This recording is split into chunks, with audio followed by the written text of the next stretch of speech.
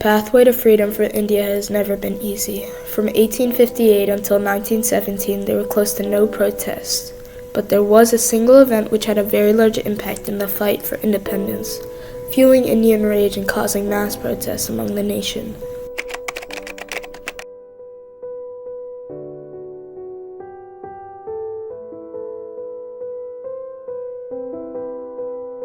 In 1600, Queen Elizabeth I of Great Britain granted a royal charter to a group of merchants, allowing the voyage to the East Indies on behalf of the crown in exchange for monopoly on trade.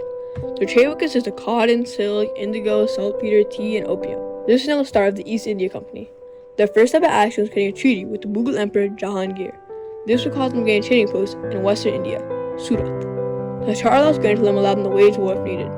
This allowed Britain to slowly take over the Indian subcontinent. The East India Company fought in the Battle of Plassey, 1757, and the Battle of Buxar, 1764, which resulted in the control of the administration of Bengal and the right to collect tax revenue. From then on, the East India Company would continue to expand. By 1857, the first rebellion would be set in place, the Revolt of 1857. This rebellion caused massive rioting and be the first step to independence, but unfortunately was stopped by the British due to lack of leadership and planning. In August 1858, Queen Victoria nationalized the company, imposing taxes on Indians. Small protests would occur from 1858 to 1918, but simply would be ineffective due to the lack of support from Indians. During March 1919, the Rowlatt Act was made, which allowed for imprisonment without jury. General and government official General Reginald Dyer would enforce this law heavily among the people of Punjab, a region in North India and raging Indian groups across the nation. On April 13, 1919, a group of people gathered at the Jallianwala Garden in Amritsar to peacefully protest the Rowlatt Act. Although they were there mainly to protest the Rowlatt Act, a handful of people were there to relax, as it was a Sikh festival of Baisakhi. They gathered in a 400 by 700 foot area. General Dyer arrived at the scene at 5:15, where he locked all exits and fired 1,650 rounds into an innocent crowd. The shots lasted 15 minutes. According to the Hunters Commission, an estimated 379 people were killed, and 1,200 were left wounded. This report was what the British claimed, but the people of Punjab speculate it was a lot more. This event left India heartbroken and caused them to have a massive change in attitude towards the British. A large number of Indians supported the British, including workers, politicians, and loyalists for the British. The massacre was a wake-up call for many Indians and showed the British rule could not be tolerated. Before 1919 was not especially popular, and what I mean by that is like the masses, the people, large numbers of people weren't necessarily aware of it, didn't really feel connected to this movement for independence.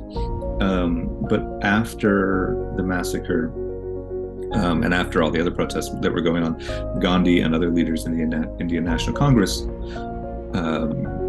really kind of turn this into a mass movement. This connection was seen in many famous individuals. Rabindranath Tagore was a famous Bengali poet, composer, and playwright, most notably known for writing the Indian and Bengali national anthem. In a form of protest to the massacre, he rejected a Nobel Peace Prize for Literature, as well as renounced his knighthood, both being given to him from the British, showing that he was only going to settle for independence. One of the most famous revolutionaries, Mahatma Gandhi, officially gave up his cooperation with the British due to the massacre. Doing this by sending a letter to the Viceroy of India, Viceroy Chelmsford, stating that due to the Punjab events, he will officially be withdrawing his cooperation with the British. Gandhi stated, "We do not want to punish Dyer. We have no desire for revenge. We want to change the system that produced Dyer," showing the change in attitude from Gandhi. A famous Indian politician, a revolutionary, Bhagwan Singh Gyani, wrote a letter to his students, Phyllis, in 1961, stating, "It was owing to the massacre at Jallianwala Bagh that India woke up to her helplessness and slavery to control this mass awakening and approaching violent revolution, representing the true sparking of attitudes." Britain had used brutality and treated Indians with cruelty throughout their rule, but it hadn't been shown on a large public scale. The Jallianwala Bagh massacre created waves in the international community and brought to light the brutality of the British. This caused many countries to disapprove of British actions and sympathize with the Indians in their quest for independence. The opinions of the British were also split. A large majority of individuals thought that Dyer handled the situation perfectly, rewarding Dyer with £26,000 or $1 million today, as well as a Sword of Honor, deeming him a hero. On the other hand, many British condemned the action. Winston Churchill, the Secretary of State at the time, was known to dislike Indians. He once stated, "I hate Indians. They're a BC people with a BC religion." Regardless, Winston Churchill even stated at the UK House of Commons debate on July 8, 1920, that the massacre was monstrous, showing how Winston Churchill, a prominent figure who openly disliked Indians, still showed sympathy for them. His impact after this was so powerful that the speech caused the cabinet to vote 247 to 37 against Dyer's actions. Edwin Montagu, the Secretary of State for India, would also be left enraged, strictly condemning the massacre. As a result, Edwin Montagu would force the British to set up the Hunters Commission, which was put in place to investigate the events in Amritsar. In the trial, Sir Chimanlal, an Indian jurist and barriste who was at the trial, asked, "Supposing the passage was sufficient to allow the armored cars to go in, would you have opened fire with the machine guns?" Which General Dyer responded with, "I think, probably, yes." Sir Chimanlal would then say, "In that case, the casualties would have been much higher," which once again General Dyer responded with, "Yes." This resulted in anger internationally, making newspaper and headlines showing the lack of remorse and brought to light the cruelty of the British. Gandhi's non-cooperation movement was inaugurated with the massacre. The non-cooperation movement posed a large threat towards the British. This threat meant that the British could lose any ability to exploit taxes due to an increase of boycotts and disdain towards the British as they moved for independence. The non-cooperation movement would be known worldwide. Another revolutionary, Bhagat Singh, was on the opposite side and started a revolt through a variety of violent attacks. Bhagat Singh had heard about the massacre at about 12 years old. The event left a profound mark on his attitude towards the British. From then on, Bhagat Singh had stated that he would have a strong hatred towards the British and their cruelty.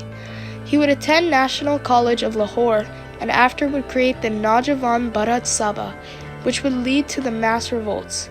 His revolution was most known for exploding a bomb in the Central Legislative Assembly in Delhi, 1929. He would be arrested and hanged for his actions. Lastly, the massacre created a sense of unification with Hindus and Muslims. The condemnation of the massacre, and in fact the condemnation of the Rowlatt acts before then, it really unified Hindus, Muslims, and Sikhs in India. One of the reasons that the British was so nervous in 1919, one of the reasons they, were so repressive in Amritsar, was because they worried that Hindus and Muslims specifically were joining forces, that they were coming together. And that had happened before. It had happened in the 1857 mutiny. They didn't want it to happen again. And so the massacre and the events surrounding the massacre really do unify the two groups. After the event, they would recite a poem in the garden. An excerpt from the poem stated, "The blood of Hindus and Muslims flows together today, showing the ultimate unification of two through tragedy and condemnation that they had experienced." The Jallianwala Bagh massacre was the true turning point in Indian attitude, showing internationally the brutality of the British, as well as indirectly leading to protests. Others state that the massacre was simply too small and that the protests had always happened. It has been apparent that this is simply false. The Jallianwala Bagh massacre had been substantial in changing Indian attitudes and was a turning point in the way India and other countries across the globe had looked at Britain. And lastly, started many other protests which simply strengthened the movement for independence. To sum up, the Jallianwala Bagh massacre was a pivotal, tragic event in the struggle for India's independence from the British. The atrocity led to widespread protests and condemnation of British rule.